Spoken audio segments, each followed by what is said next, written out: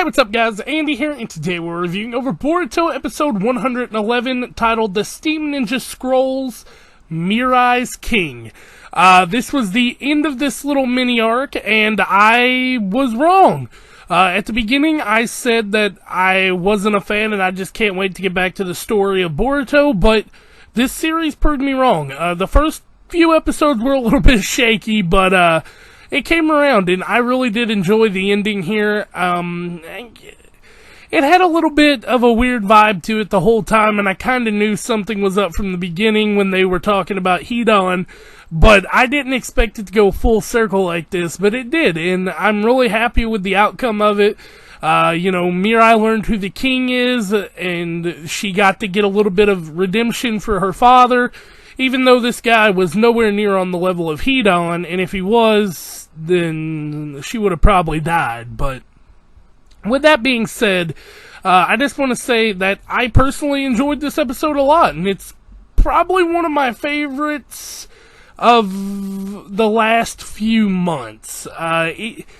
It really does have its place, but yet again, it is kind of like a side story, but I can't wait to see what Boruto is going to do next, and I'm really excited for if we get to see more of Mirai. I mean, she's a cool character, and I'm really invested in her now.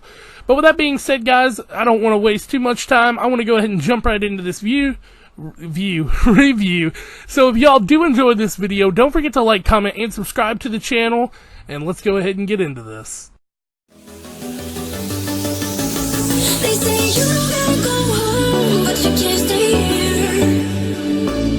And no, I don't wanna be alone in the world out there.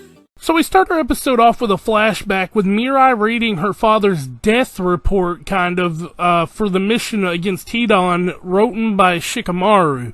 And the last little scene we see here is that circle, and she recognized it beforehand.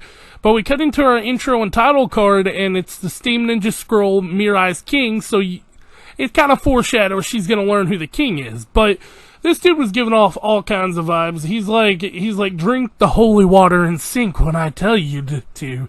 I'll give the signal. And it was like really messed up, and Mirai really played a cool move here. She used strategy, and she was like, what if my dad doesn't recognize me? And he's like, Mirai, you're holding up the group from seeing their loved ones. And she's like, well, I know, it's just, I've never met him. And he's like, well, I've met Asuma before. He talks about you all the time, and he always says how he wants to meet you. And that's when she got smart, because she's like, yeah, he said he named me after Mirai Toki, one of his favorite shogi players, even though I'm not that good. And he's like, he talks about Mirai Toki all the time. And she's like, okay, now I know you're lying, because that's a made-up name and a person, and I was just trying to catch you. And apparently it's been gas, that steam was gas that they were inhaling that was putting them under some sort of, like, genjutsu. But, she's proficient in genjutsu, which goes back to, like, the second episode they talked about that. So, yeah, really cool. She then goes to attack him, and he grabs Tatsumi, though, and his, kind of thing like Hidan had but his is curse jutsu, body possession, blood. So he cuts Tatsumi's face, and he puts her under like a totem doll jutsu where they're connected and he can control her. But that's when Kakashi and Guy bust in, because Mirai can't hurt Tatsumi because, she doesn't want to hurt her friend, which is, standard. But Kakashi jumps in, he throws the kunai, hits the dude's hand. I think it's the first time a kunai's ever been effective in Naruto history, maybe? But yeah, she runs off after him while Kakashi and Guy are kind of wrapping up the lackeys. And she's like, so what's Hidan to you? And I was like, oh god, she's getting distracted. And that's when he cut her. And he got her blood, and now she's under the jutsu too, and he stabs it in the heart, and he's like, Joshin, I killed her, Asuma's daughter, that's worth 100 lives, right? We had a deal. And her blood runs into this thing, and we find out that she had put him under a genjutsu, and really cool stuff. He's like, is this the power of immortality building up? I can feel it. And then he finds out he's under a genjutsu, and he's like, no, this is a genjutsu now. I am immortal. And he starts attacking her, and that's when she loads up her chakra blade, and Kakashi and Guy run in, and they see her just standing there, and it looks like Asuma. She's got the infused chakra all around her, and she kicks his ass. And as he's being arrested, he's still like, I'm immortal, I'm immortal, I'm immortal. So it was really funny. Like I said, he's not a major villain. Like Kakashi or Guy could have took him out in like 2 seconds flat, but it was worth it for Mirai to get to do it. But she's talking with Tatsumi here after it's all said and done, and Tatsumi says she's going to go home, but there's so many memories of her mom, and she's like, memories with your loved ones are beautiful. And they're talking and stuff, and then Guy and Kakashi have a cool little moment here, and Kakashi's like, I just wish I could find a hot spring to heal your leg, and he's like, Kakashi, it's been 10 years. I can still talk to you in this way. I mean, who cares about 2 legs? You've been by me my whole time, or the whole time. Then they're walking home, and we find out the whole goal from the beginning was to investigate the case of the missing girls, and they teamed up with the Hidden Steam for it, but they didn't want to tell Mirai because, you know, she would have went like crazy batshit.